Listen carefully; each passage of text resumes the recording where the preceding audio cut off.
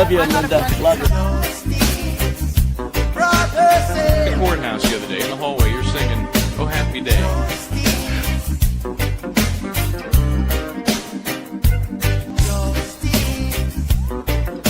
One word prayer. Justice, where are you? Hey, and welcome to Justice Served TV. Michael Bryant here. Hello, Linda Kitty Bottom. Hi, how are you? It was an Good. interesting afternoon. I thought Oh my gosh, I wouldn't yes, have it to was. listen and to a lot of things happening. What's up? So stop with you. Stop with Before I you, get you too know? deep into it, Becky C, hello from Kansas City. Hello, I have relatives. I have relatives in the Kansas City area, so welcome, Becky C. Ooh, thank you. Yeah, so yeah, we thought it was going to be, kind of a CSI-ish day with just kind of some fundamental, we took some pictures at the Sally Port, and then we didn't quite turn out that way, did it? First of all, they had No. the minor, barely minor, 17-year-old now niece that testified, and I read through some of the dialogue that was reported from those in the court. Nothing too shocking. Talked about how they had kind of an up and down relationship, she and Karen Reed. But hey, she was 14 at the time, and she's now 17. Show me one 14-year-old girl who doesn't have an up and down relationship with any adult. Right, So and here, right, she's got not only that, she's got the mother, father who Oh died. yeah, And, I mean, yeah. these kids are, they're made of steel, with all these horrible things that they've dealt with, and it's still happening. So, and I learned that she still lives in One Meadows Ave with her grandparents, and people were asking about that because when I made my little drive, you could see on that front picket fence a pretty decent sized no trespassing sign. So clearly, they've been hounded over the last few years. It's not like 34 Fairview where it's new owners. It's basically the same family has the property. Anyway, so that was this morning. Got done relatively quickly, and then went into some of these more fundamental folks that we expected, and then. Including some nice state troopers who said, Matter of lead fact, investigator, Michael Proctor, whose name I must have heard 100 times, not from the defense, not from the prosecution. Michael Proctor, lead investigator, no problem saying it. There was only one who said that he was the case agent, but everyone else, he was the lead investigator. I counted 2 times, one in the afternoon and one a little bit earlier, where they got lead investigator in without somebody objecting or suggesting that was wrong. It was the very last witness. The friend we're going to talk about, Maureen Hartnett, and then it was one of the other earlier, I think the photographer dude, Eckert Evan, what was his name? Evan Brent. Yeah. So they got it in with him too. Oh, lead investigator. Yeah. Okay. Yeah, no issue. I mean, because they've obviously all read the decision by Lieutenant Colonel Jeffrey Noble, who from the state police, who found that Proctor, when he fired him, was the lead investigator. Now, if you want to disagree with your superior on that, I mean, I could think that could be an interesting issue, couldn't it? Yeah. Dr. Buchanan thought he was just the case agent. So, it was just ridiculous. I know. Also, what happened was a potential hot mic moment. We heard something. It happened during the cross-examination by David Yannetti of one of the first witnesses, who was really kind of in and of himself. He was not the issue.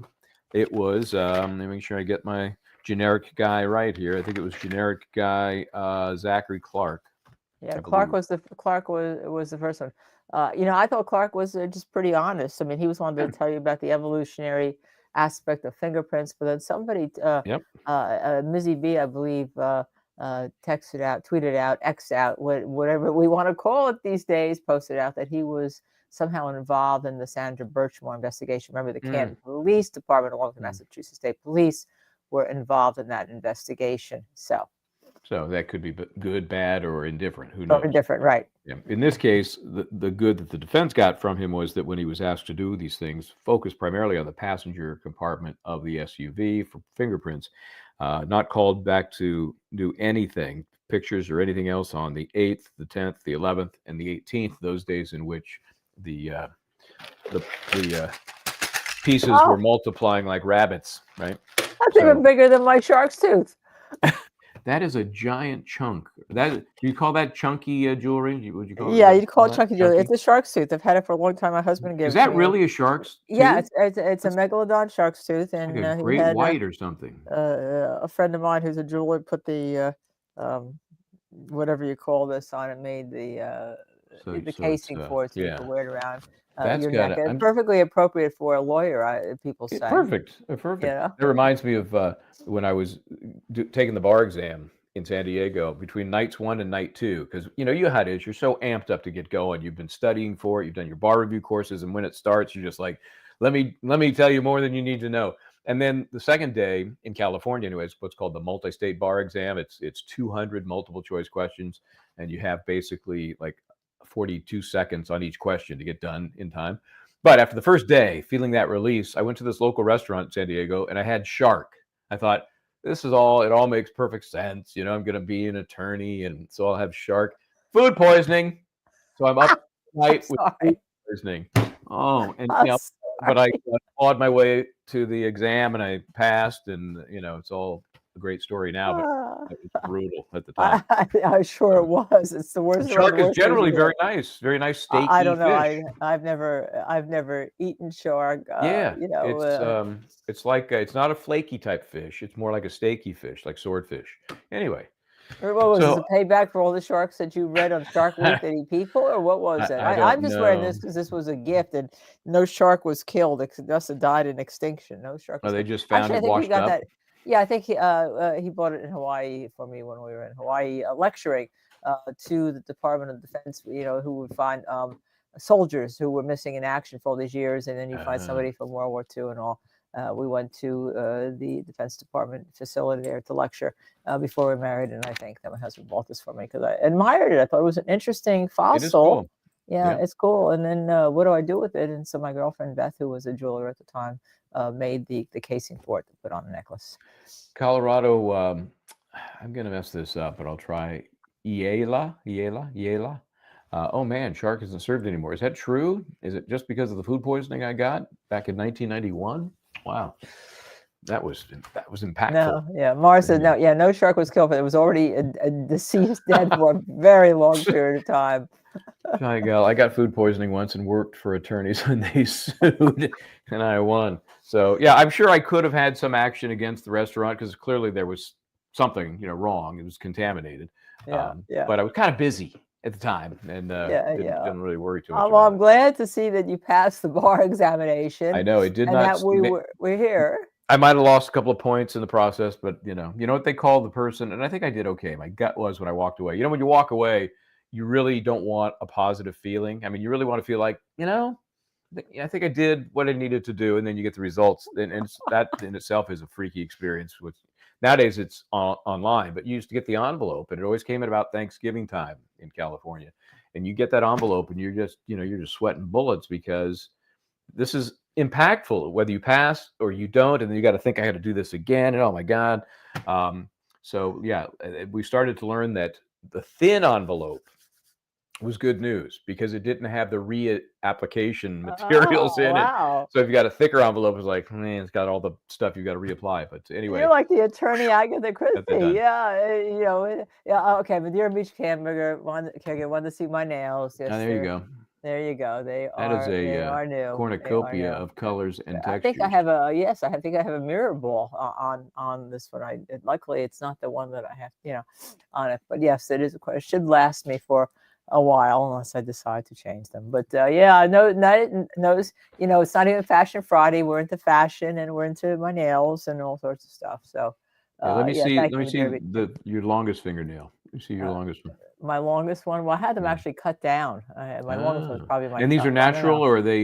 These are natural. These are real. No, these are my nails. I have a gel over them, but they're my nails. All right. Yeah. Okay. So my last comment on the bar. You know what they call the person with the lowest bar exam score, passing bar exam score? No, what? Lawyer. Okay. So anyway. Oh, save me. Well, you know what? That is kind of like some of the stuff it's a good segue. We heard in court today. It was. Yeah, kind of. So I was making notes on my cell phone when you were. We're always looking for hot mic moments, of course.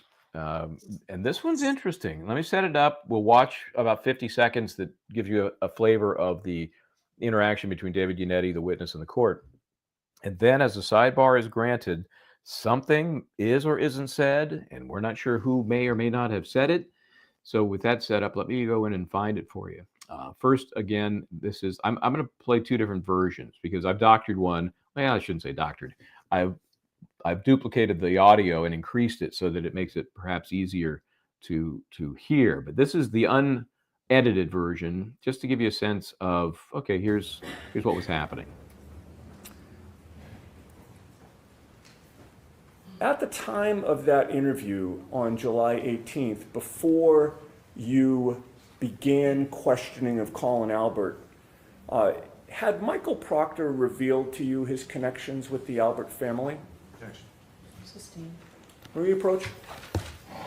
Go on to the next area. She tells him just move on. We're not even going to have a sidebar. That's the setup. Did Michael Proctor reveal to you that he and Kevin Albert had socialized together by drinking alcohol in his cruiser? Sustained, and jurors, I'm going to ask you to strike that question, disregard. I need to be heard at sidebar. I will hear you. Aha. I know. Did you hear anything at all there with that? The only here I think I hear, believe it or not, is like I don't hear the derogatory word asshole, okay? And I'm not sure where it came from. I just hear like ass.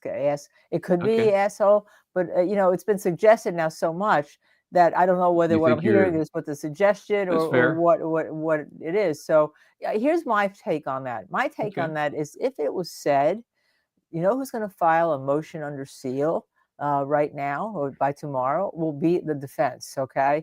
And if it was said by the judge, if it was said by the prosecutor, who's going to file a motion not under seal by tomorrow? The defense. So one of the ways we'll find out, but depending on whether a motion, because remember you have to get permission to file a motion under seal. That's right. What do they call it? Impounding. They want to impound. They call it impounding there. By the way, before you move on, there was one leftover strangling, allegedly maybe, who wanted to know if my square-shaped nails are easier to type with.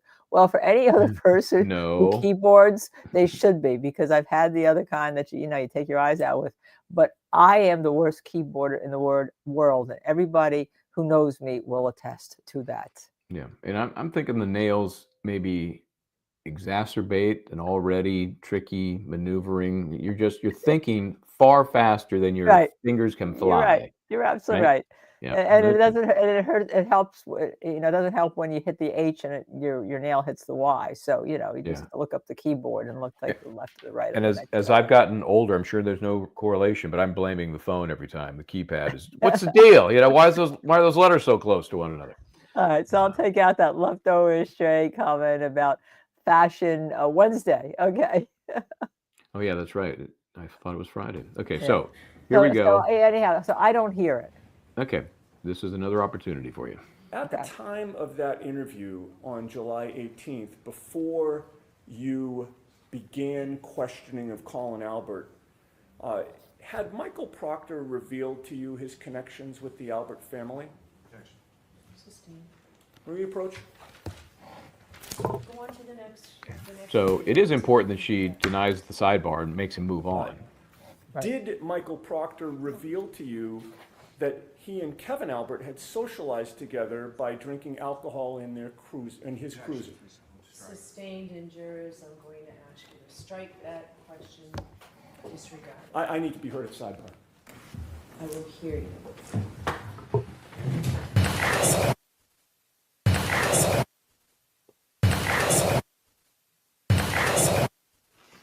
Okay, there you go.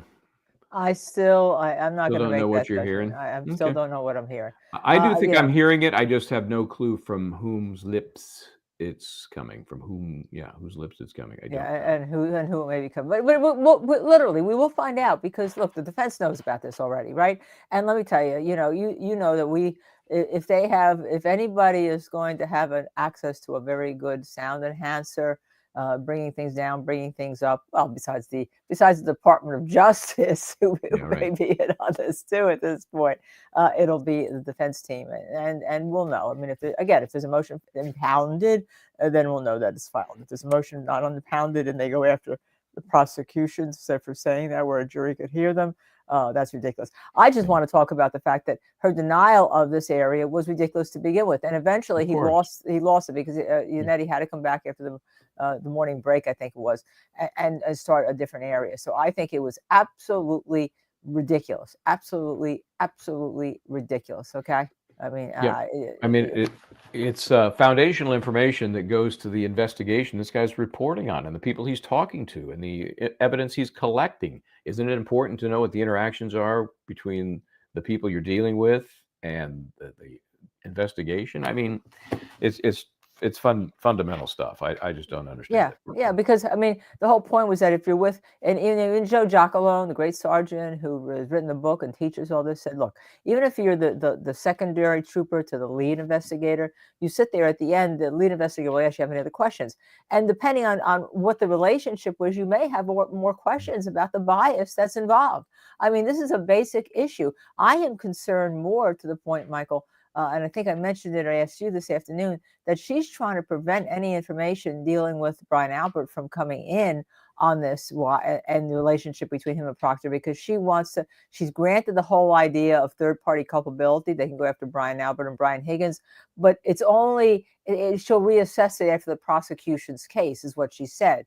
And if she prevents the defense from going anywhere about the relationship, then she say, well, there's no liability here. I'm going to reassess my ruling, and I'm going to allow the prosecution's motion to strike that defense. That, I hate to see it go that far, but it could happen. Mm-hmm. It could happen. And it's sort of happening de facto, right? With the way she's ruling on these different objections, mostly against the defense, for the prosecution. So it's always, it's when they win a motion, an objection, it's unusual. I mean, it's unusual. And it's just ridiculous, And it was pretty quiet today. We heard it was quiet from Hank Brennan because Lowley was handling most of these witnesses for the most part. Yeah, so, that's true. I've seen people say, I thought I missed Lowley. Never mind. I take it back. But then they hear, Brennan, get up there and talk like this. Like, dude, calm down. What are you yelling for? My Four Girls, Glanville and Love 2.0. Obviously referring to the YSL case, which is forever burned into our gray matter. Yeah. Semi Sharp, Microdots or Aussie Insider will enhance it so we can hear it. Oh, mine's not good enough. What you need is an equalizer. I think Microdots did enhance it. Microdots did enhance it, and I still don't hear it. You need an equalizer, because you need to bring down some of the highs and lows to get that perfect range of. It's kind of a whisper. That's how I describe it. Right. But I'm not sure. I'm thinking it's a female, but I'm not 100% sure. So. Anyway, and remember that there's certain ranges that different people, depending on whether you're between 20 and 30, 30 and 40, 40 and 50, that your ears can't hear no matter how much there's enhanced. I'm sorry, what?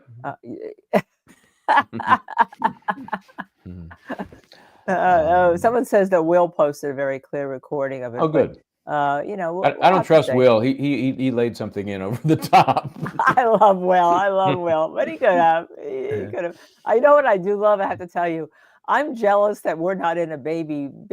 Oh, I saw video. that. Did you see these that's baby so TikToks? Cute. I don't even know how they do that. I mean, AI at all.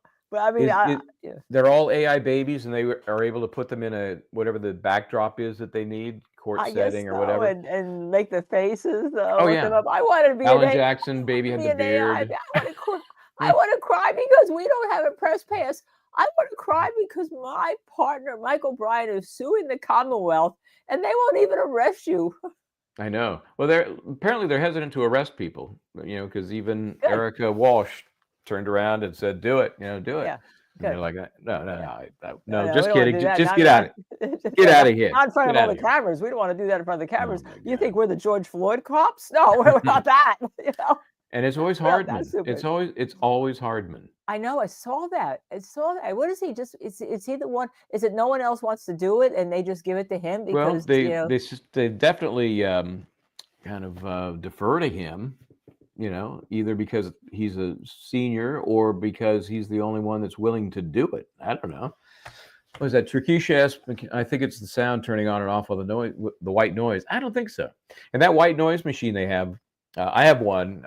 I got involved when I started traveling a lot. White noise is the savior when you're in the hotels, right? And then I just started using it at home because I was so used to it. Now you can get them electronic, right, on your iPad, or whatever. Boom, boom. There's an app called White Noise, right? And brown noise is my favorite. I actually like that. It has a different tone to it. Yeah, and I hear green. Telling me that. A friend of mine. I hear green noises. Yeah, white noise to me is too. It's too. Yeah, someone told me they use brown noise, and they brown say noise fabulous. Is nice. And I've seen a commercial for green noise, so I haven't really checked that one out. Anyway, you think that's what you think that's what the judge is doing with the attorneys when the defense is up? She puts on her. I know what they're doing. But she not so the jury can't hear, so she can't hear the defense, or what? Why is she doing the white? Oh, you think that's why it's set to prosecution only, and so it just white noises out the defense? There is the little gadget, and it's the one that really before electronic took over. It was it's an actual physical, like a little baby fan in a box. It's a little round thing. It's kind of cream colored, and it is right on the rail by. Maybe we'll see it when we do some of our video. Right by the court reporter. It's a little brown box, and it's a very well-known name. I think they make them in Germany, and they were one of the first to come out with a physical white noise thing. No. Okay. I could go find mine. I could tell you. But anyway, we'll see it, and that's the one you're using, a very traditional white noise. I do not think that is where the asshole came from. I don't. Okay. All right, so we'll see. So we have a lot going on to show tonight. We got a lot. We don't have a guest because we just have a lot to cover because we thought this was going to be kind of an easy show. We go back and just do the rest of one of our favorite witnesses. Hot Higgins, or Hothead Higgins, as I like. Or Hothead Higgins, yeah. Higgins, yeah. Or Drunkhead Higgins. I'm not sure, but we have a lot to cover today. Before we get back to Higgy. We've got all I pulled out here because I think it's going to be plenty. This is the cross-examination of the why cross-examination because that's where the truth lies.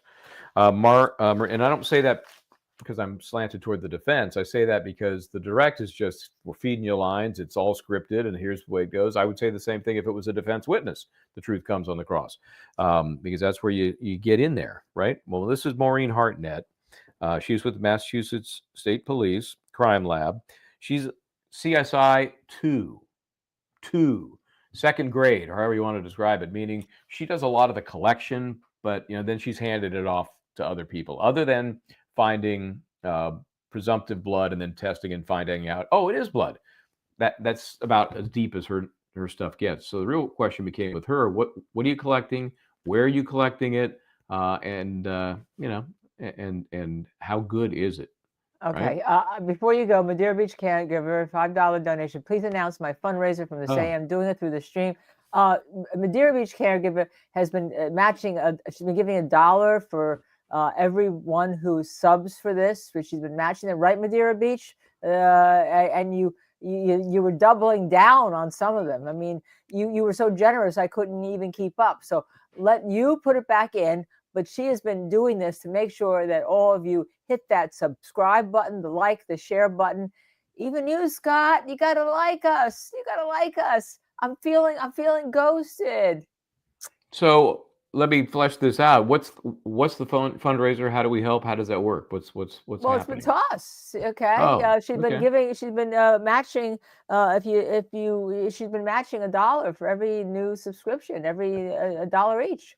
Right, $1 each. There we go. Yeah, that's great. Yeah, so that's cool. So if I can keep up, she's so generous. Absolutely, I just wanted to put that in. She's so generous. Likes and subscribes, both likes and subscribes. So for every like and subscribe, she will match $1. Okay, not a like. So for every like, a like and subscribe. Really? She's gonna match $1. Wow. Brooklyn has said $5. Match me. Okay, all right. I'm gonna leave you to match yourself for a second because you guys are just so generous. And Yeah, just start hitting that like button. That'd be great. Okay, you thanks. The like and subscribe, and Madeira Beach, who has been so generous to us, Brooklyn, you're also generous to us. You all come back and all. But let's see. So I know I didn't mean to interrupt you, but Madeira did ask us, and she has been just so generous. That happened this morning. That happened this morning. Very nice. Okay, so this again, this is the cross. This is Miss Hartnett, Maureen Hartnett, and I'm going to ask this because I couldn't quite tell for sure what was happening. But Judge C said to this witness, as she's done to Guarino a few times. Remember, Guarino had the leg issue, and she would say, "Stand or sit, or wherever you're comfortable." To Ms. Hartnett, she said, "You can either stand or sit however you're comfortable." And I said, "Oh, that's interesting. Is she pregnant?" Because I couldn't tell from a wider shot why. First, I couldn't tell why she would offer that accommodation unless she was somehow injured. But then I thought I saw a shot where maybe she was pregnant. Just I don't know. I don't know if anybody else saw that as well. Just seemed like weird that she would ask if she wanted to be accommodated like she did Guarino, who we know had the leg thing. So if anybody knows, pass that along. Thank you.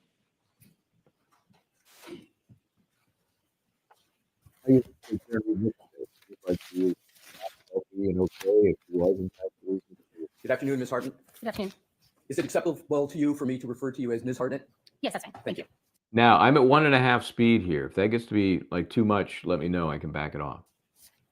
You were dispatched to the Sally Port at the Canton Police Department on February 1st, 2022 by former Massachusetts State Trooper Michael Proctor, correct? Yes, that's correct.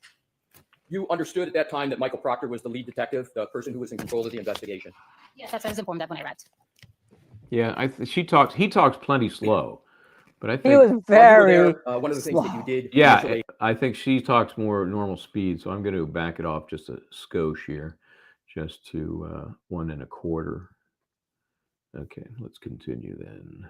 Unless he was slower than ever conduct today. an overview of the vehicle meaning the black Lexus SUV that you talked about extensively on direct, correct? Yes, that's correct. That was important to you, given the limited information that you had at the time about what was contended to be a potential motor vehicle pedestrian incident, correct? That is something that I would do in any type of exam where I'm looking at a vehicle. I look at the overall vehicle. So you were looking for anything possible that would rise to the level of investigative concern regarding that vehicle, correct? Yes, that's correct. And you're familiar with the parlance investigative concern, right? Yes, that's correct. And that's why you noted various items, for example, scratches on the vehicle. Yes. You didn't draw any conclusions as to where those scratches came from, though, did you? No, I did not. The dent that you noted and photographed that you discussed on your direct examination, you likewise made no conclusion as to the source or cause of that dent, correct? That's correct. And you did therefore not make any or draw any conclusions as to whether that dent was caused by any motor vehicle or pedestrian accident, correct? Correct. This is exactly what we talked about during the lunch hour, how the scratches that the prosecution is relying upon and the dent, there was never any evidence of origin or time frame or, I mean, and so Leslie's going right after that, which makes perfect sense because without it being addressed, I guess you could fill in the blanks. But to me, it's such a reach to just throw that out there. Any scratch, any dent, any mark on the car obviously happened on 1/29/2022. It's crazy. A forensic scientist too for the Massachusetts State Police Department, as I understand it. Yes. With regard to the taillight that you spoke about rather extensively on your direct examination, you likewise were not able to, and you make no conclusions as to the cause of that broken taillight, correct? That's correct. And you draw, therefore, no conclusions with regard to whether that taillight became in the condition that was discussed on direct examination pursuant to any alleged motor vehicle pedestrian incident, correct? Correct. The dent, the scratches, the broken taillight on the Lexus, to your knowledge, as you sit here today, could have existed before February 1st, 2022, when you went to Sallyport, correct? Yes, that's correct. And to your knowledge, the dent, the scratches, the broken taillight could have existed before January 29th of 2022, correct? Yes, that's correct. You also looked for, as you stated, tissue, blood, biological material, and things of that nature on the vehicle, correct? Yes, I did. In that inspection of the vehicle, you didn't see any visible stains or tissue on the vehicle, did you? No, I did not. You were told, Ms. Hartnett, that there were wounds on the right arm of Mr. O'Keefe, correct? Yes, that's correct. And at the time you went to the Sally Port on February 1st of 2022, you were not shown a photograph by anybody of the wounds on the right arm of Mr. O'Keefe, were you? No, I was not. However, you've seen since then a photograph of the right arm of Mr. O'Keefe and the wounds on that right arm, correct? Yes, I have. With your Honor's permission, if I could publish Exhibit 1 in evidence? Okay. Thank you. Mr. Wolf? Michael, can we stop a second? You bet. Just what I find Hartnett, interesting here I'd ask you is to that take a look at we that. are, as I said, we're 4 weeks into the trial, no calls, no matter of death by the prosecution. And the only one concentrating on the wounds of the right arm, the prosecution hasn't said anything, is the defense. The jury has to be wondering why they're doing that, right? Okay. Yeah. Yeah. Although you'll hear that Judge Canoni tries to move Mr. Alessi, Bob Alessi, along here, for maybe different reasons. But they're talking about it. They're talking about wounds, but the prosecution is not. Yeah, it's through the looking glass, people. It's just the weirdest trial, the way it's rolling out as what feels like the defense case, and it's not. It's bizarre. So there, of course, is the arm. I mean, this is really a very good look at those scratches made Look at either the linear. Yeah, look at the linear. made by my friend Chloe the taillight. Where's Chloe yeah. the taillight? Wait. Chloe the taillight. That's I what mean, she named her now? so you got so you got some Can we see sharp it? edges here. I get, you got some sharp edges. It's possible I get right, Yeah, but right arm. I mean, again, if I were in court, I'd have a point. But look at the linear nature of then the puncture natures of the puncture wound there. The linear nature of these are pattern. These are These punctury pattern. right here, punctury type. Punctury type and And these are pattern, these linear scratching, braid. clawing, Yeah. gnawing, like And then we're canines gonna, right in there. and then we're gonna have some indication that I think from what the defense was questioning, that some of the things that you see here may be lividity, which is the settling of the blood after somebody dies. Yep. Which of course Dr. Bukhenik told us all about. And you recognize that what's depicted in that Exhibit 1, correct? Yes, I do. And you've seen that pattern of wounds on the right arm as depicted in a photograph of the decedent before, correct? I've seen this photo before, yes.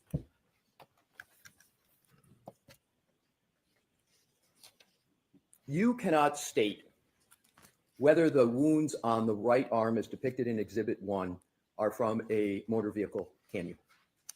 That would be on the scope of my expertise. I don't make any conclusions on injuries on a person. So the answer is you cannot and do not make any conclusions with regard to the source of the wounds on the right arm as Mr. O'Keefe as depicted in that Exhibit 1, correct? That's correct.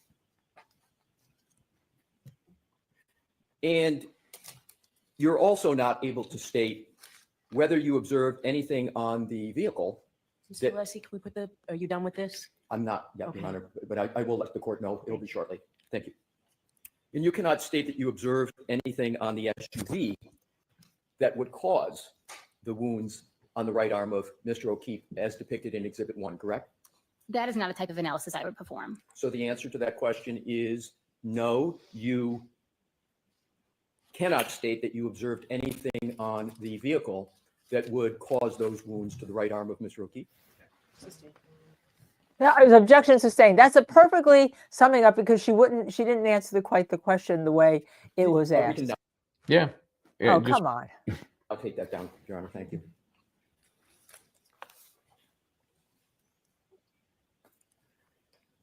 Did you look toward the top of the lift gate of the Lexus vehicle when you were at the Sally Port Canton Police Department on February 1st of 2022? Are you referring to the exterior or the interior? Exterior. I don't recall specifically looking at that area. I did an overall examination of the vehicle, with exception to the actual roof of the vehicle. So I don't remember specifically looking at that area. So as you sit here today, there is nothing notable with regard to that area of the vehicle, correct? I had nothing in my notes regarding that area, no. And as you sit here today, there's nothing you're recalling that is notable about the tap part around the lift gate of the back of the SUV, correct? That's correct. Did anyone ask you to examine that area? Not that area specifically, no. Do you understand what I will refer to as the undercarriage of the vehicle? Yes. And what, just for the jury's better understanding, what are you referring to when you refer to the undercarriage of the vehicle? I know it may be common sense, but just to be clear.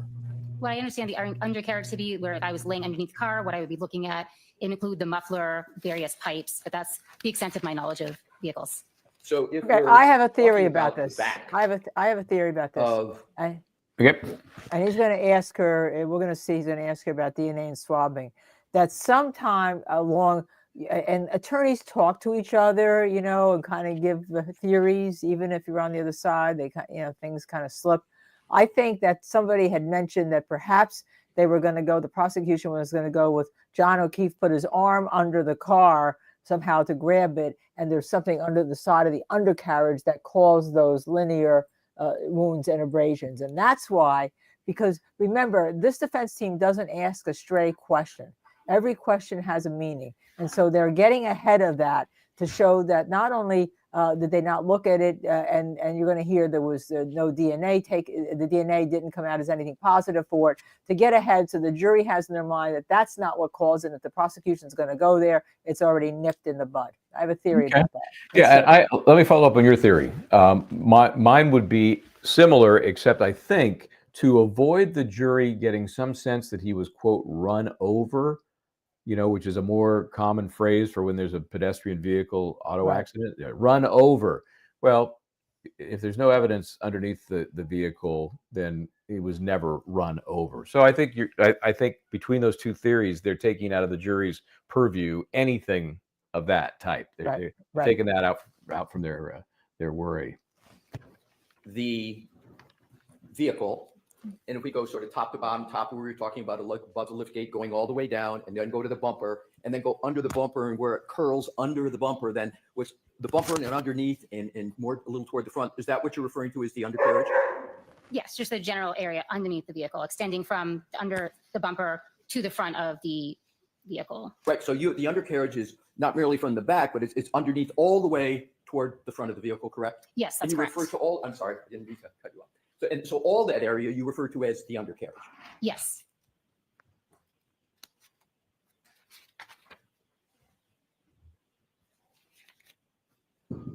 Did you notice anything of note in the undercarriage, as you just described it, of the vehicle? No, I did not.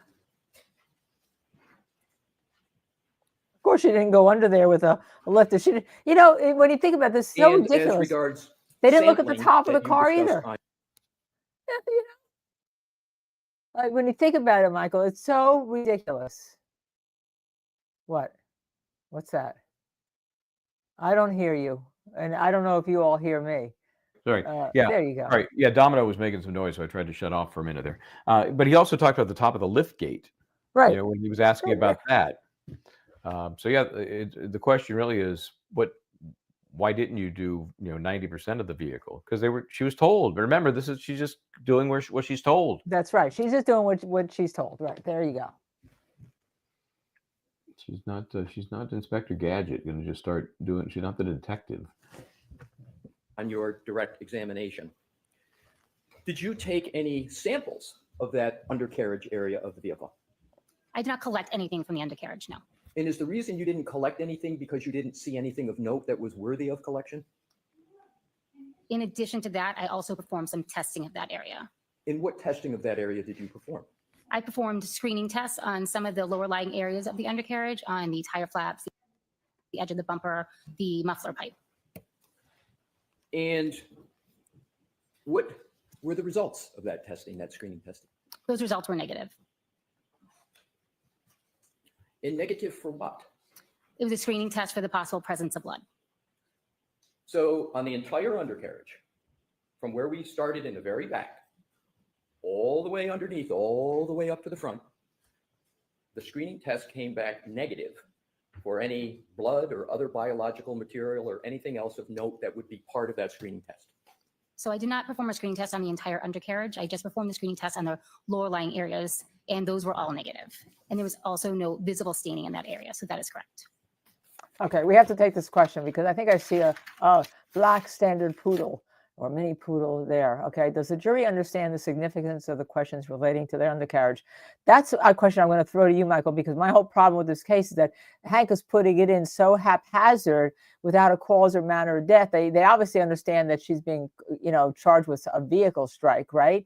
But they don't have a theory. They haven't set out their theory. They just in his opening, all he did is said that she kind of nicked him. I forget the word he used, causing, she nicked him with the car, Right. causing him. Nicked it his wasn't knee or something. Yeah. like that, and all. So I don't know whether they understand the significance of there being no run over, and the fact that the prosecution is giving themselves theories to try to lay out there, like if this one doesn't go down the hill, right?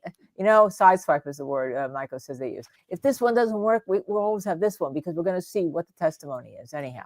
Yeah, I think, like I said before, that they want the jury to rule certain things out. They're forced as the defense to kind of anticipate, more so in this case than many, where the prosecution is going to go to prove that there was some physical contact. So, and they're also proving, well, I guess the investigation wasn't all that thorough, right? If they didn't look That's for sure in those areas. So I think it's twofold, and I think it's effective. It limits what type of contact there might have been, if any, and it shows us they weren't doing much to really figure it out. What I'd like to do now is to talk about sort of overall what we just discussed. So you discussed certain damage to the vehicle. You had no way on February 1st, and you have no way today of knowing whether any or all of that damage was pre-existing before January 29th of 2022, correct? That's correct. So it's possible that all the damage that you've discussed could have existed before January 29th of 2022. Yes, that's possible. Are you aware of the odometer reading of the Lexus when it was in the Sallyport garage? No, I'm not. If we showed you a document in evidence that would have that on the mileage on the odometer, might that refresh your recollection as to what the mileage was? That's not something I made a note of or even observed on the day that I was looking at the vehicle. Okay, so you were there with Trooper Clark on February 1st, correct? Yes, that's correct. Are you aware of whether Trooper Clark observed and took a picture of the odometer? Are you aware if that happened? I'm not aware of that specific picture. Yes.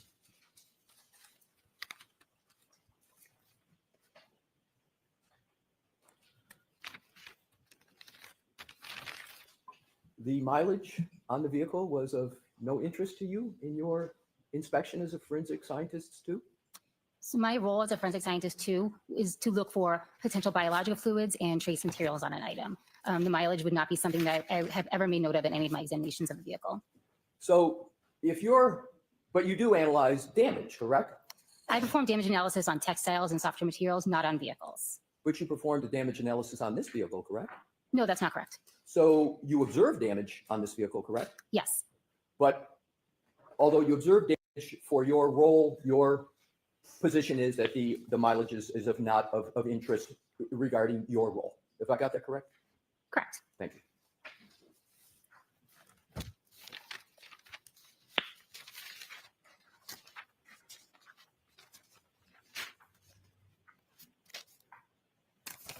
Moving on to another category, you spoke on direct examination about solo cups and 6 solo cups, and there were depictions put on the screen. Do you recall that?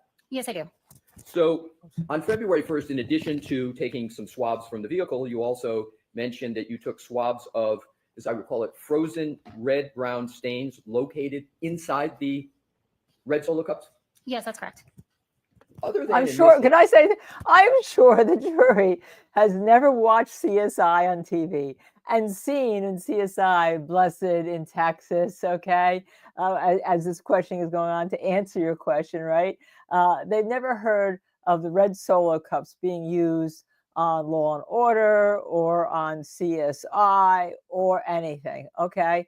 Maybe, I guess, if you had the auditors come in for $200,000, somebody could say it was innovative, but I'm sure they've never heard of this before. And so, the defense just keeps to reinforce with every single professional that that's insane. And you've never seen it before. You've never done it before. Have you ever heard of it before? No, no, no. I mean, but it is.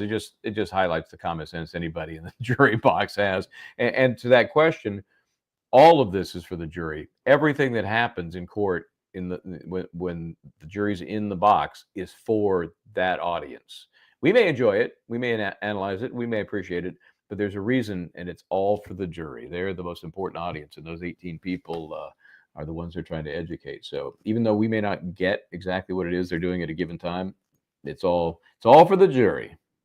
Oh, especially what's going to come up. And some of you who didn't watch, you have to keep watching us. I was even surprised. Yeah, we were all surprised. I was surprised. And you know what? I was going to bring, I'm going to have to leave you for about a minute while I go grab something. I was going to do an experiment that relates to what we're going to see here. Okay. But I will get there when we get there. So. Did you ever have to take swabs of red stain material from Solo cups that people usually use for other purposes? I've never performed a collection like that, no. So this is the first time you ever performed a collection like that, correct? I mean, the collection process itself is standard, applying the sterile water to the swabs and putting it in a potential stain of interest. However, no, I've never collected a sample from a red Solo cup before. Have you ever taken a sample from a red Solo cup since that February 1st? No, I've not. Do you plan to do it ever? How many swabs did you take with regard to the red Solo cups? I took 2 swabs.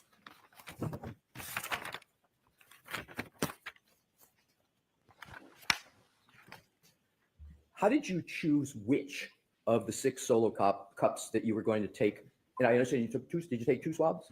2 swabs, but they were considered the same sample. They were taken from the same cup, same stain. That was what I wanted to I get missed at. that today. Come I on. missed that. Yeah, 6 Who Solo said- cups, all with samples in them. She Two swabbed from the one same cup, cup? and ignored the rest. Oh my gosh. I'm sorry. Yeah. I Because missed they're all that the today. same. Somebody told her they're all the same. Maybe they're running out of swabs. All right, they couldn't do all of them. Same Solo cup. That's correct. Do you recall how you chose which Solo cup you were going to take the swab from? I don't recall. Could that be of significance, which one you chose and why? In this particular case, I did not believe it was significant at the time. Did you confer with anybody as to what might be the best Solo cup from which to take the swab? I did receive information about where the Solo cups were collected from, which helped me making that decision. As a forensic scientist too,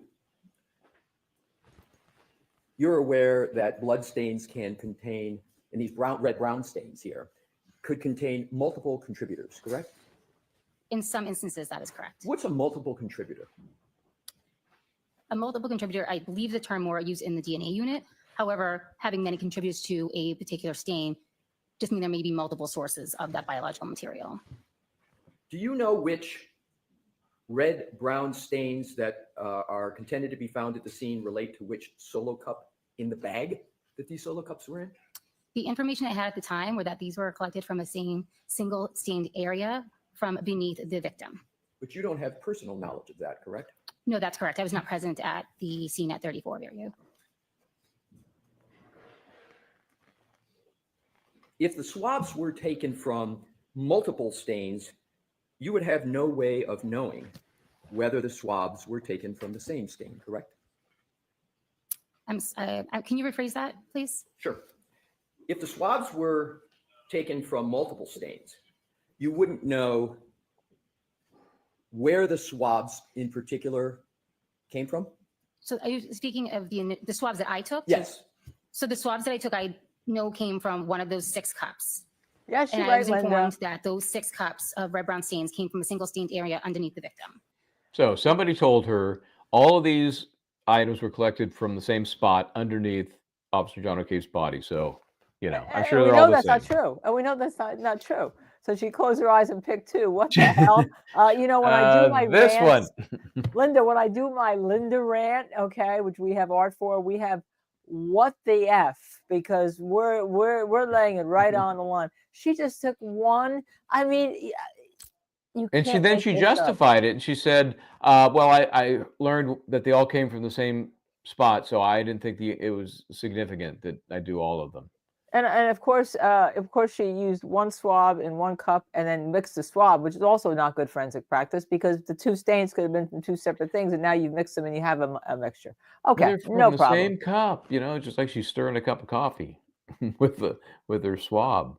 And of course, Aye. at that point, it's water and blood. You know, the Right, snow's right, melted, so now it's basically very diluted blood-like substance, right? right. Because Because she we don't hasn't even know. confirmed that She it's doesn't even blood know. yet. Right, Yeah. and you can't even confirm the other red solid cups are blood because she didn't ever tested them. Nope, So they there could you have go. been 5 other people. They could have been Chloe the dog. I mean, it Right, could have been anything. right. That information you just spoke about, was it put in any note that you read? It was something that I had in my notes. Did anybody else convey that information to you at the Sally Port? I got that from an officer on scene at the Sally Port, but I do not recall which officer relayed that So to it me. was verbal information you got from That is correct. person. Did that person show you any note or chain of custody or other document to support his or her statement in that regard? No, they did not. Ultimately, once you did take those swabs from a single solo cup, what did you do with the rest of the evidence in the cup? That evidence was left with the Canton PD. So you left the rest of the brown stained blood evidence from the solo cups with the Canton PD. You didn't take it back with you to your officer lab. Correct. Aren't they out of the DNA testing case? was not done Weren't on they those officers. removed from the I don't believe it was, case? no. Who are we talking about now? She left this stuff with the Canton PD. Oh, yeah. Who No, is they- technically Massachusetts State Police were now in charge of the investigation, but yeah. Okay, but she left it But- with the Canton PD, whose name she doesn't know. I mean, that's another good question because we know the chain of custody is a nightmare. We're not sure where things were, where they, you know, again, we know there was just before the break, they had multiple things in her box. Oh, wait, are you giving it away? You're giving No, it away. that was on direct and we're in the cross. So that's Oh, that's happened true. already. That's true. But we But don't what have I'm that. talking about is the glass and the hair. And you know, the magic glass Yeah. shard. Now I'm giving Okay. it away. It's All right, the now you're magic giving it glass away. shard that's crazy. But Okay. for those who don't know what happened, okay, just at the lunch break, and we're staying on with Michael Brown. We ended up talking about this. Yeah, here's She the had. deal. Where's You your? do Where's this. your? You're gonna go get your stuff, and I'll explain. Yeah, But what just was leave it? your. Yeah, you leave do your, this. I'll be leave back. your- yeah. I'll be You back. know, we have our. I have my glass pieces, my plastic pieces over there. But Michael Bryan has the exemplar from the vehicle, the same type of car. You know, the light is the same. The rear light is the same. Okay. And what happened is she's got this pulled out, and we know that when they pulled it off, they broke it from the housing. Okay. She said she couldn't get it off, so she needed somebody to help her there. And they broke the rear taillight from the housing at that point while it was in the Canton PD, while it was in the Sally Port, or the big garage. All right. And what happened? So she's testified and everything's going swimmingly. Hank Brennan thinks, because remember, this is his witness, so he's showing that this is important to him. And then she goes to put it in the box just before lunch that it came out of, and, you know, all nice. And we're going to show you what a great chain of custody. And she's up there, you know, twiddling around, putting it in, and then it's not quite going in right. And something happens. She said, well, there's other stuff inside this box. And Hank Brennan, if you could see his face, I mean, it's on the back of his head, but his face came through, right? As a matter of fact, I think he was about to have a heart attack. What do you mean there's other stuff in the box? It turns out there was another bag, if not more, of things in the box. It wasn't clear to us because they had the judge said, is lunch here? Okay. Is lunch here? While we try to hide this prosecution screw up from the jury. All right. Right. But we all saw it, right? You know, but we all saw it.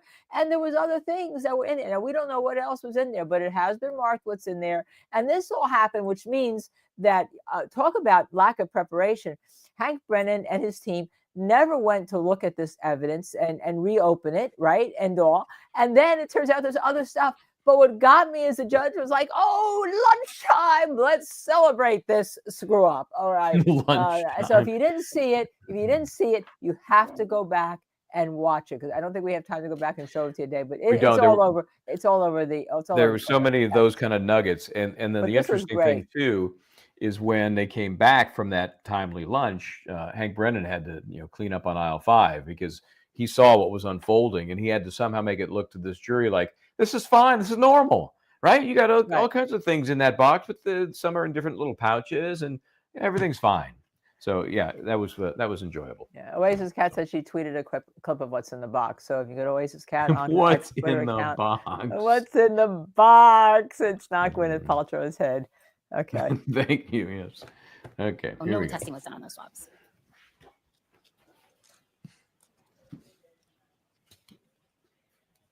So as we all sit here today, there has been no confirmation of whose blood those swabs relate to, correct? At this time, those were not tested for blood at all, so I couldn't confirm that they were blood, and no additional testing was done. That is correct. So therefore, we don't know any person or persons they might relate to. That is correct.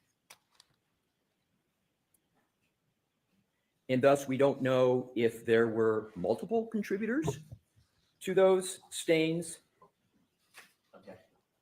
Sustained. What? I mean, that's ridiculous. That's ridiculous. We don't know if there's multiple stains. What? Objection sustained. All right, Linda, also my favorite name. Testified Lunch is that their the only hunch. remainder of the Thank you contents for of the the solo donation. cup that you swabbed from, as well as the other 5 solo cups, were retained at the Canton Police Department, as you know, before you left. And that investigation, as you said at the time, was being headed up by former Trooper Proctor, correct? That is correct. Michael Proctor was at the Canton Police Department Sallyport location at the time you were performing your work on February 1st, correct? Yes, that's correct. Did Michael Proctor take control of those solo cups? I don't know who took control of the solo cups. I know that I turned them over to Canton police officer. I handed them to a Canton police officer. Might Michael Proctor have taken control of those solo cups? To my knowledge, it was a Canton police officer at that time. I don't know what happened to them after they were turned over to the Canton PD. Why is it that you believe a Canton police officer had control over those cups rather than former Trooper Proctor?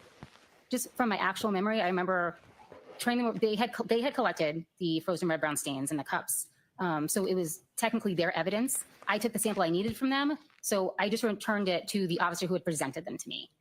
So therefore, after you presented them, you don't know who took control of those cups. Is that a fair conclusion? Yes, that's correct. Sorry, I didn't cut you off. Talk about That's okay. My question documentation. probably wasn't This is a crime scene too. I know, it's so nonchalant about it. Like I gave them to somebody there told me that the blood all came from the same place. There's so much I want to get into here about the glass and the hair. All right, which is not a child's storybook. And while you're getting there, Blessed in Texas notes with regard to that asshole comment, could it have been that someone said it and it was unrelated to the sidebar, perhaps? No, I don't think so, but we don't know. I mean, we're all guessing. Just want to. We're definitely guessing. It's just kind of a interesting little side. So is the jury guessing about what the case is about. Yeah, really, there's a lot of guessing going on. So he went through the clothes, talked about the different stains, et cetera, and what was on them and what wasn't on them. And then we get to what to me was the critical part of this testimony, because we talked about it earlier during the morning session at the lunchtime, when there had been some talk of the hair, talk of the glass. And what were we saying? How does that stay on the car? As it's traveling all around the county there. How does it stay 70 miles, on the car? and that's why the odometer was important, because it was traveling. Exactly. 70 miles But she doesn't care. That's not her thing. In a whiteout storm. In a whiteout storm. So let's get into that. My analysis would not include DNA analysis, because that is a I different think unit. that's where we are here. So I can't answer that question. To your knowledge, as you sit here today, is there any information from anybody that says that there's any DNA in that tail? I have no information of that. Thank you.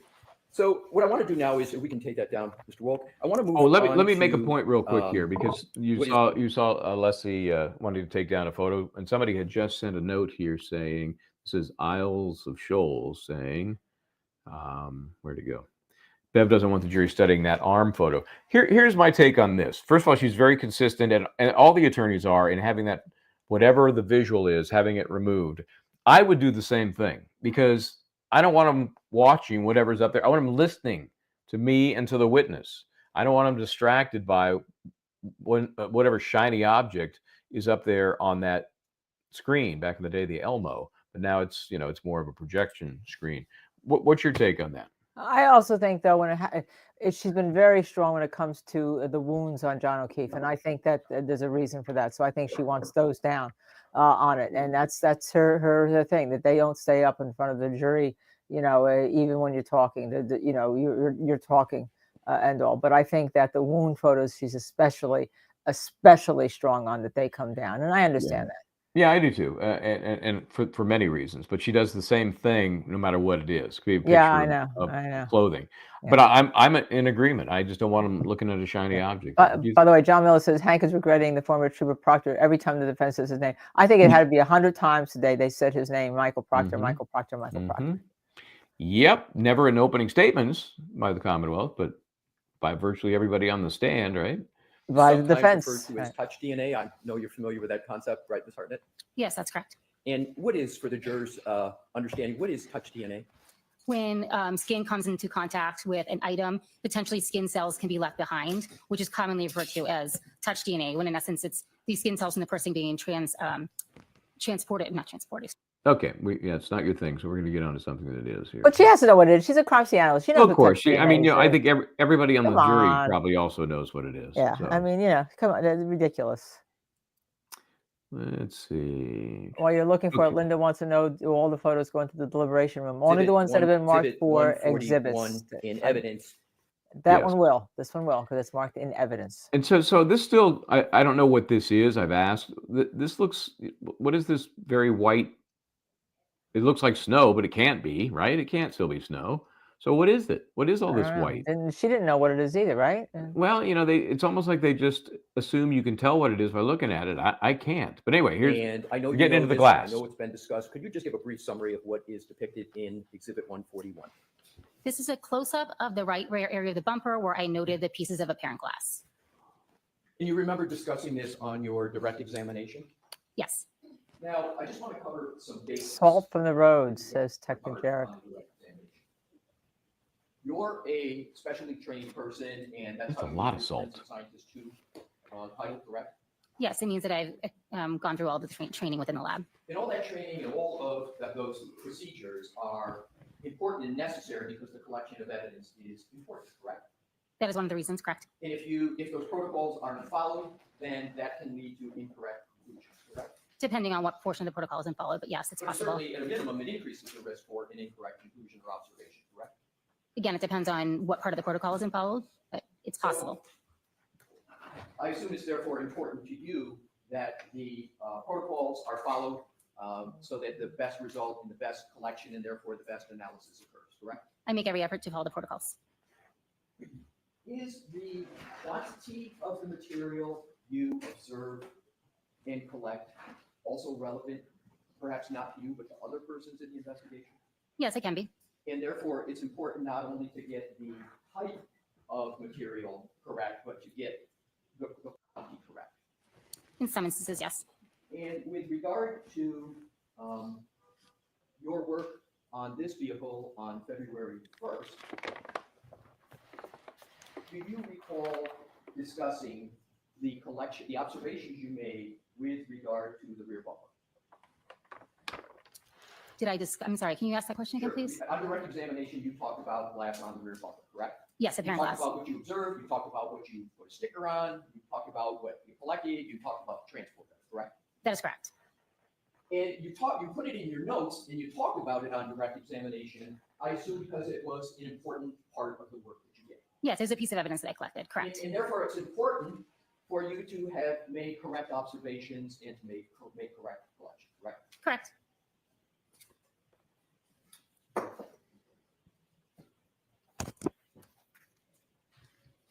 With Your Honor's permission, if we could publish Exhibit 133. If I could have a moment with Mr. Wolf just to do this officially, Your Honor. Thank you. Mr. Wolf is Mr. Kokomo. Yes, he is. I thought he was saying woke, woke, woke, but it's wolf, wolf, wolf. And this is so important what he's doing here. You really don't get a sense of it until he unveils this. And it's very powerful and for her, very embarrassing. When you use somebody's own Mr. evidence against them. If Mr. Wolf, you could zoom in on the stickers, right? This is great. This is great. Ms. Hartnett, on your direct examination, you stated that there were 2 stickers and that there were therefore glass associated with each sticker, correct? Yes, that's correct.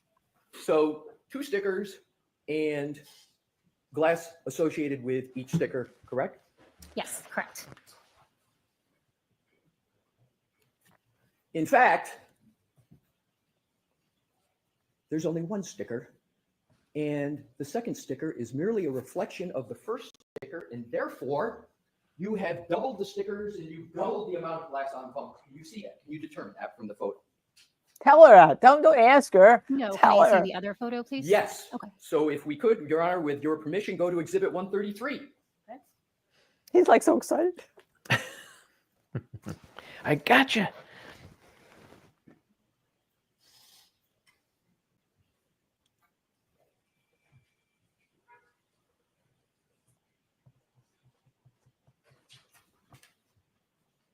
You asked to see this one.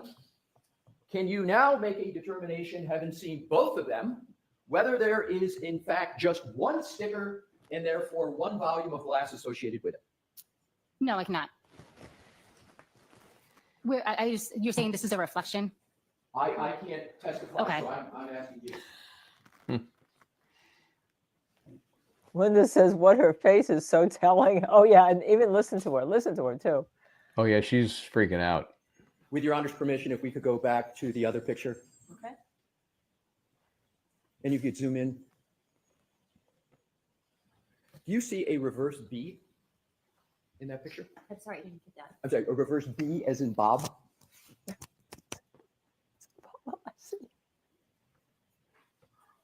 No, could you zoom in on each of the stickers for me, please? We'll do whatever you would like to do to answer the question. So Sure. And then if I could just see the other sticker, please. Absolutely. Yes, I believe that is a reverse. The question, jerk! Answer my question! What? And therefore only I- one I did not do that. associated with 1 sticker. Can you say that question again? I can't hear you. I'm sorry, I will stay by the microphone. Is this microphone? Can we go back on that So a second, therefore- Michael? Because Yep. that was Now- kind of important. Conclude Joan, he went so Because of the easy on her so reflection far. and It's because of the because she's reverse B. pregnant. that there is The way she swabbed everything is terrible. I thought she'd be fired from the last trial. I mean, this wasn't picked up the last trial, remember? So this is No. all new. And this is absolutely brilliant. I mean, I thought Alessi maybe started a little slow, but you know that whatever he's got it know documented. I think Simply this that is is a where it was. reflection. It's not unusual for me to use the same letter on a sticker if I'm going to collect the items of evidence together. So if I had written it, on top or on the bottom of the scale on one of them and on the top of the scale on the other one, that is a possibility. It's difficult for me to tell by this picture. What I can tell you is that all the items of glass or apparent glass that are present on the bumper were collected together. I can't say specifically by looking at this photo whether I just label 2 separate areas to make the photo show the pieces better or if it is a reflection. I can't say. So from what we just went through, you're not able to tell that is a reflection and therefore equivocation. Is that correct? I'm What? Do you What?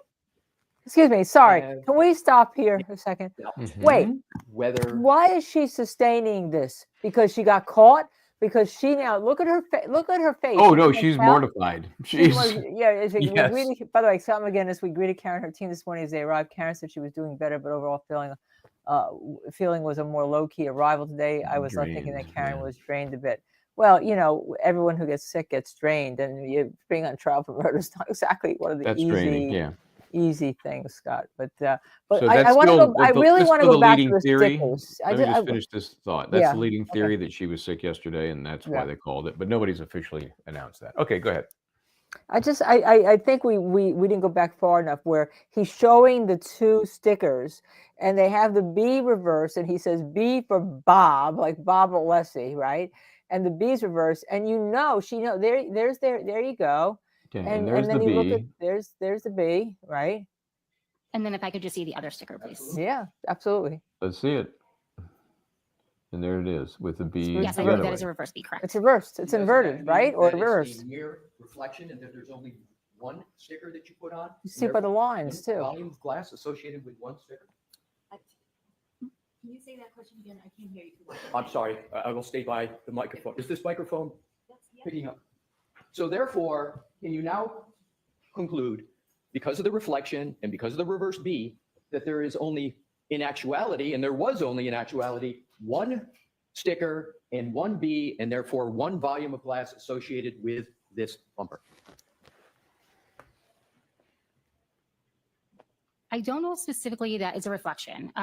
It's not unusual for me to use the same letter on a sticker if I'm going to collect the items of evidence together. So if I had written it, on top or on the bottom of the scale on one of them and on the top of the scale on the other one, that is a possibility. It's difficult for me to tell by this picture.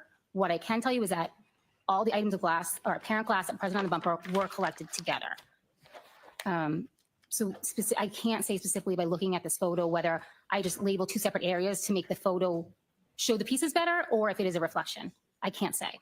Well, your note should be able to say that. Well, you have two bullets sitting there, right? What do you do? Label both bullets B for bullet? I'm sorry. I'm sorry. This could form a mini rant tomorrow morning, okay?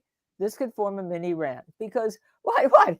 Michael Bryant, come on. You know more than I do about weapons, right? Or guns, all right? And what you're collecting items from a scene, and there's 6 bullets around, and you label them all B for bullet because you're going to collect them together? Well, Are you effing kidding me? If you had 20 different pieces of glass, right? And there's a reflection that suggests one of them is duplicated, that's at least slightly more understandable. But we're talking about 2 pieces of glass that now is really one piece? Right. One piece of glass. How do you mess that up in your head that, oh, I guess maybe there was only one piece that I found? That to me is the unbelievable part. And I don't know how it's a reflection either. I got to tell you, I'm looking at it. I can see from the stickers that it looks exactly like, as I think I called it earlier, the inverted shard, glass shard. But I don't know where's the reflective surface? It gets me back to that bumper with the white coating of something on it, salt, road grime, lights, whatever. Lights in the. You think lights are flashing? Absolutely. Light can be making it, and it flashes back and reflects over here. I mean, Yeah. we have a very interesting thing up in our cabin. We have a TV on the wall, but if I go turn right and I look out the window that's next to my front door, and I look in my driveway, of course, you'll see the TV. What? I see the TV. Okay, it has reflected off a surface into my driveway. So that's what I'm wondering, what the reflected surface is here that's projecting it onto there's not a glass on top of that bumper. What's the reflected surface? There's not a glass either, but there's lights. There's a light. There's a flapjack. It's like a floodlight or something. Yeah, like a flapjack. Yeah. So. Well, it's obviously it was all news to her. So. I don't know specifically that it's a reflection. Yeah. Yes, we got that part. Okay, so let me see if I can pick up. But the fact that she doesn't even know, she's the crime scene now. No, she's totally caught. She's totally caught. Totally. Apparent glass were embedded in the bumper, correct? No, they were resting on the bumper. There you go. They were resting on the bumper. So by not being embedded and just resting on the bumper, you therefore did not make a notation that they were embedded in your notes. You just put that they were on the bumper, correct? That's correct. And sort of as we're elaborating here, you're elaborating, they were just, as your words, they were just resting on the bumper. Correct.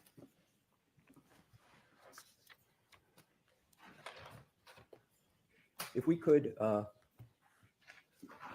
I may confer with Mr. Wolf on the video. Thank you. Do you need the lights on to do it? Yeah, now we get into some of that, that bad video from the opposite side where 43 minutes is missing. But the bumper, talk about the significance of the fact that the If we could go to glass Exhibit is not 124, embedded Mr. Wolfing, after the with your car's honest been permission, if we- towed for 7 Yeah, hours. it's and she does the same thing as she talks about the hair. We were having this conversation. How do those things survive as it's taking a trip, through pretty rugged weather? And you haven't even right? gotten to her hair. You haven't even gotten to the hair. I haven't got to the hair. Gotcha. I'm trying to get past this because I'm we've sorry. kind of beaten this part up. Okay. This ugly part of the video that is so difficult to see exactly what it is. That shot where this is the back of the SUV and this is the right orientation, which is the only thing that makes this really valuable. Then there's that antique cop car on the other side. But the problem is it's just horrible. I called it things from Peter Mack's art to a Rorschach test. It's brutal. But more interesting is 43 minutes of this is missing. The period of time in which you might see somebody fiddling with that taillight. So the quality sucks, but the importance of that video and the part that's missing, that's going to come back to haunt the Commonwealth. I'm sure of that. Okay, so what else did she find on the back of that car? She found a hair. Okay, that sounds promising, right? Let's see if we can get to the hair. Let me get to, as Missy said so eloquently, this witness was splitting hairs when she started talking about, again, another phenomenon I couldn't quite figure out. Oh, here, this was very important. I was talking about taking judicial notice of something and talking about the wind that day, right? And how it might have affected glass or the hair. So, for example, if you have a glass like this, you have a glass here, and it were to break, I can't break my glass. You break the glass, right? Okay, show it. We can't see. You're below the. Yeah, believe me, it's all down there. And then you've got a little shard of glass. Can you see my shard of glass there? Right. Please don't embed it in your palm. Please, so that's resting. This is resting on the bumper. Right. There goes my shard of glass. And I guarantee you that wasn't 40 miles gusting of wind or being dragged around on a trailer, right? Oh, wait, here's another shard of glass that's sitting on the bumper. Whoops, there it goes. So I'm sorry, this shouldn't be funny, but it's funny. This is the kind of obvious. It's the kind of demonstrative exhibit that somebody should accidentally use, in the courtroom, And, yeah, like here they are. Here's that, that delicate shard of glass go with me, jurors. It's sitting there for everybody to see. And now it's driving 20 miles here, 10 miles there. And now it's gone. So, And don't forget that it got put onto the toe and taken off the toe, right? Oh, yeah. Of course. Don't forget that, right? Of and course. the wind is howling in a whiteout condition. Well, that's what this chart was for. It was telling them that, hey, it was an average of 15.7 miles an hour, and it gusted to 37. When it went on the tow truck, when it was hauled onto the tow truck, that was the most gentle thing that happened to the car the whole time, because it was driving from 34 Fairview to One Meadows to Dighton, put on the trailer at Dighton, then hauled back to the CPD Sallyport, and it was estimated at 60 miles. I haven't done the math, but it was a lot. Yeah, and I guarantee 70, you, but okay. That I know that Alessi said 60, but nobody counted up the miles. So it's in there somewhere. It's in the ballpark. The point is, at some point in that journey, do you think a little piece of glass might have come off? Where's your glass that you broke again? Let's see. You broke the glass. You had a hammer. Oh yeah, I did, because this was a glass not unlike what they had. So it's got this real thick bottom on it, right? So first you have to believe that it was broken by some sort of impact. John O'Keefe holding it, car hitting him, I guess, or he drops it. I don't know. Somehow it broke. And you saw how difficult it is to break. They're not easy to break. They're those heavy bottom glasses. Right. And then you got, one lone shard. Oh, go again. Oh, went into the jury box. Flew into the jury box. Sure. Somebody gets sliced up. I'll be bandaged later as I'm trying to clean this mess up. But it's worth it. It's a good experiment and it's good demonstrative. That was a good demo. That was a good demo. I think that's going to be cut out tomorrow and put in Justice Serve TV. If I had that feeling. Feeling. Okay, so let's get to the hair before we break things for the night, because it was just as well done and surprising. Okay, so here we have. Let's just jump in here. This is the.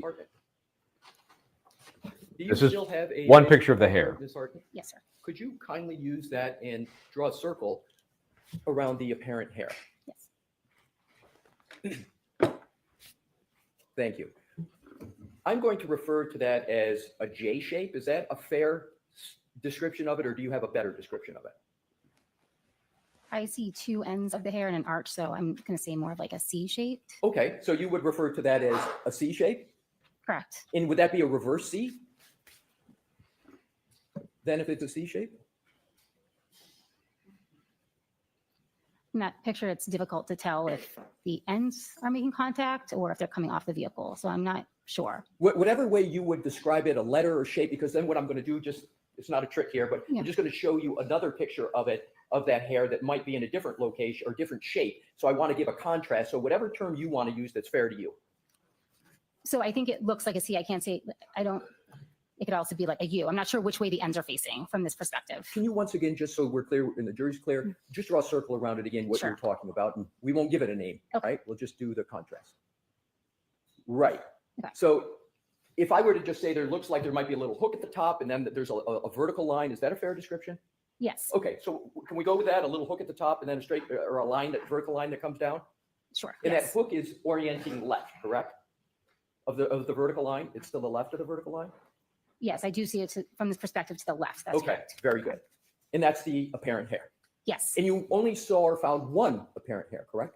Yes, that's correct. All right, if we could, Mr. Wolk, now go to exhibit 144A.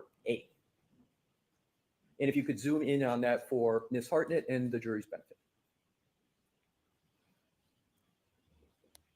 Could you draw a circle now around the apparent hair? Thank you. And isn't that apparent hair now oriented almost 180 degrees, the opposite, with the hook orienting right? The photo's taken from a different angle. So do you see the hook? Are you talking about the hook at the top? Looks now, it appears to be on the right, but I can't, they're taken from different angles. Sure. How do you know that it's taken from different angles? Did you take the picture? No. Are you speculating that it's taken from a different angle? I mean, I'd have to see them side by side, but it's just the orientation of the, my marking. Can you put them up side by side? Absolutely. Okay. Is that would be how you answer your question? Potentially, yes. Thank you.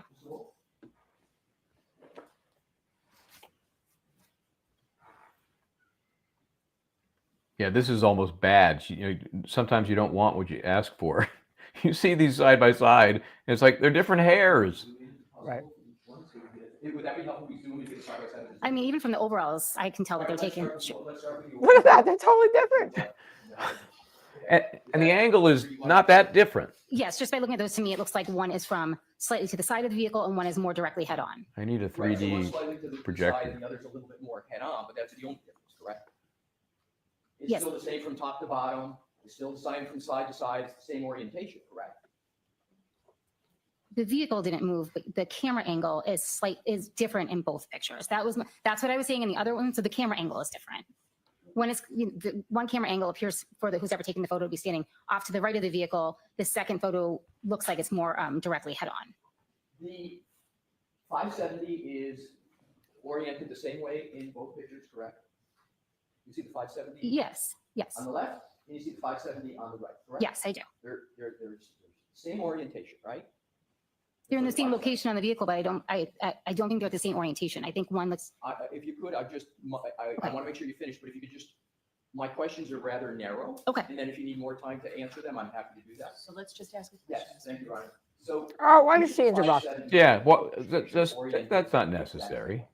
if you could just explain what you mean by oriented. I think that's where I'm confused. Wait, stop. They're Wait, the same. stop. You Can we read stop? 570 Hold on, I gotta I find need- my buttons here again. Yeah, I want to put this down. Question. Can you, because this is going to be in the rant tomorrow morning when we do this, explain to me what you mean by oriented? After she said the camera angle was at a different orientation. Well, Okay? she didn't understand the root word. Okay, so yeah. Linda, again, another donation. Thank you very much. Do not believe your lying eyes, folks. Yeah, what are you going to believe? What you see I or mean, what I'm telling you? to try and paint these two pictures as so extreme in angle and design that It looks like two different hairs. I don't know. She was there 2 hours, and we don't know yet if these pictures were taken, a minute apart, or I don't even think they ever got to it, or an hour apart. But they just don't look like the same hair to me. Right. Me neither. It's the same straight across. Like one doesn't have the 570 upside down. You can read it from left to right. A 5. It's 7, not an a 0. inverted hair. Thank you. That's what he's getting at. Now, if we can, Mr. Woke, now zoom in and get the largest depiction of each one from a zoom in.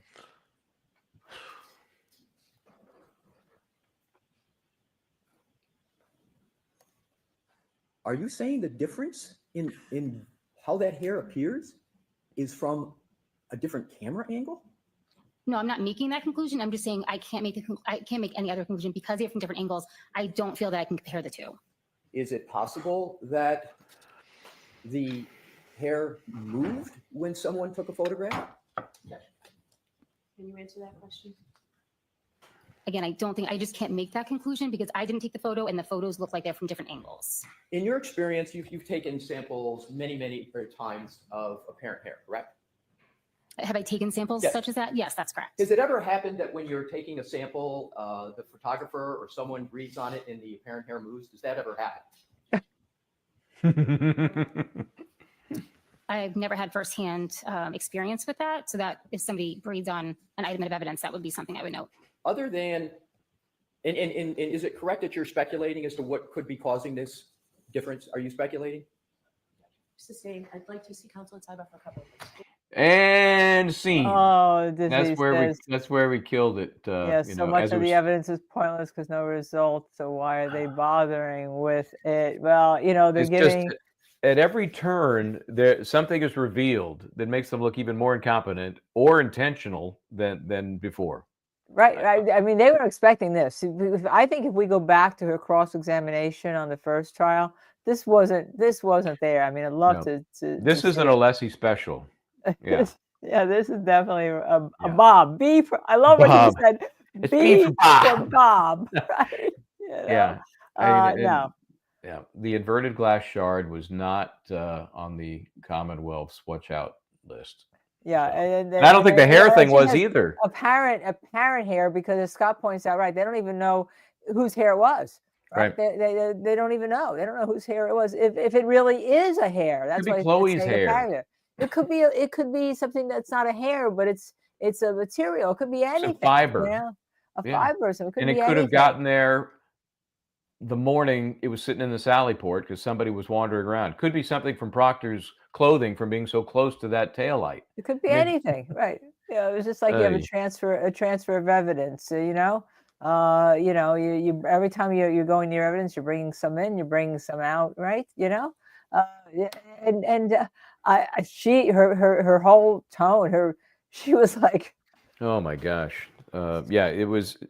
You could see when he was about to queue up, and I skipped past this, but when it played up, he was having a number of things marked, before he actually began his cross-examination, and it was right by the witness box, and her head was kind of bowed, and she was giving him a look, through a side-eye glance, like almost like, a puppy that's about to be disciplined, she knew something was coming, wasn't quite sure what, and then when he first nails her with the not the glass, that was the second thing. It was the solo cups. The solo cups. Solo cups are one. She's got to start to wonder what else is coming, and I don't think she had a clue. The glass was the setup, and the hair was the home run, and Yeah. I don't think they had a clue either. And even Hank had he had a problem like objecting. Right? Was it Hank who was dealing with this witness, or was it Lally? It was Hank, right? No, it was Hank. Oh yeah, it was Hank, right? But she got help from the judge. But the best part to me was even before the judge said, "Lunch is here." Yep.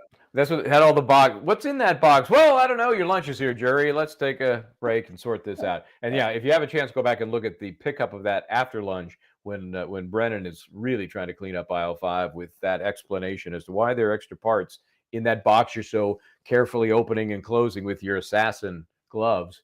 What's the point? There's all kinds of crap in there. So Quite the day, partner. Very interesting. Quite the day. We thought today was going to be kind of boring. You know, I talked this morning. We're like, what are we going to do with the show tonight? Maybe we'll just go back to Higgins because everyone wants to see the rest of Higgins. Yeah. And then all of a sudden, when we were kind of coming into lunch hour, and you were coming on to change the shifts with me, but we ended up not changing because the box happened, and then it was like, we're off to the races. Okay. Mm-hmm. Yeah, and Scott has it right. They thought she was going to plead, so all this didn't matter. Bad evidence collection and bad crime scene work and bad investigative work doesn't matter if you think somebody's going to plead, and it all gets washed away in the snow. And she's not done. Oh, that's right. She's not done. That's right. So yeah, she should be leading off first thing in the morning. So, all right then. That's all I got for you today. I'm gonna have to my own cleanup on aisle 5 here. I can see that, but what? Everyone has to like. We have a lot of people watching. You have to hit that like button because Madeira Beach Care Group for the newbies is got a match. That's right. Everyone's been so gracious. Brooklyn had the match of the $5. Madeira Beach Care Group, the fundraising from this morning. She's matching all new likes, all new subscribers. Okay, and just gracious there. So please hit that like button, hit the subscribe button. It doesn't cost you anything. It's going to cost Madeira Beach stuff. Before we disappear, Sandra Martin, she made a donation $5 through PayPal. So wow! Okay. We have a number of other opportunities that are on our homepage for YouTube as to if you want to contribute to the cause. They are there. So thanks, Sandra Martin. I really appreciate that also, and of course our mods. And everybody, and Scott for joining in. Hey, Scott. Hey, Scott. Hey, Scott. He knows. Yep. Love you, buddy. See you soon there, Scotty. Okay. All right. So, anyhow, hit the like and subscribe button, please, and the share, and then the notify, and you'll get notified when we're on the air at 8:50 tomorrow morning. We will be streaming it here from YouTube. I think it's going to go also to people that aren't on YouTube yet. That don't understand how important it is to be here in this. We've started this kind of project that it's on the Twitter stream, but you really can't comment and come in. You got to be a subscriber and comment and come in and make comments. Okay, and we don't even see if you comment on Twitter. So if you want to talk to us, it's the place. All righty. Okay, I'm Michael Bryant. She's Linda Kenny Bodden. So until next time, try to do the right thing. We'll see you tomorrow.